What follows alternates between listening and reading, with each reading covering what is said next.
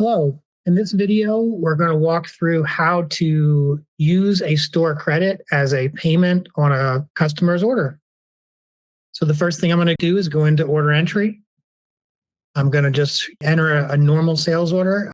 I'm going to select an existing account. This certainly could be a cash sale customer or a generic account with store credits on that generic account. I'm going to select Electric. I'm going to use a regular stock order. I'm going to click next. I'm going to add a single line item to this particular transaction, add that line. And I'm now going to go to the collect payment option. So at this point, I can see there's $37.63 due. Certainly, I could use a credit card to pay that. I could pay with cash or check. With Kodaris, you can use our gift cards functionality, but what this customer wants to do is they have an outstanding store credit for material that they had previously returned. They want to use that store credit or some portion of that store credit to pay for this particular transaction.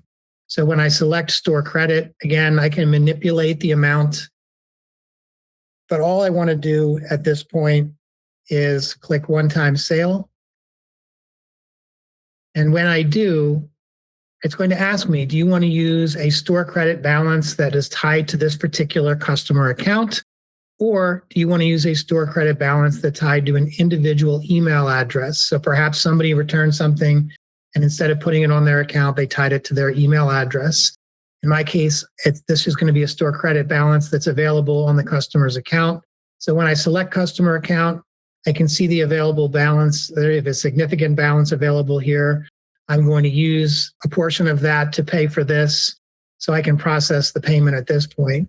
If the available balance was not sufficient to pay for this order, I could enter in a single payment for the available balance on the CloudSuite distribution order, and then I could enter in a second payment to pay the balance either via cash, check, credit card, or what other payment method the customer wanted to use. Because they have sufficient store credit balance available, I'm going to go ahead and say process payment. Again, I could print a receipt. The receipt can be auto-emailed to the customer. I'm going to go ahead and click finish. I'm going to see that that payment was approved. The balance remaining is 0. I can go down to payment history. I can see that this payment was made with the store credit. I can see the amount that was made, when the payment was made, and I can simply click finish. So this order has been paid. It's been paid using a stored credit.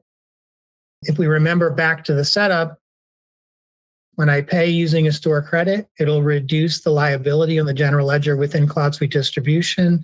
It'll also reconcile to the Kodaris operations portal the balance at the transaction level detail.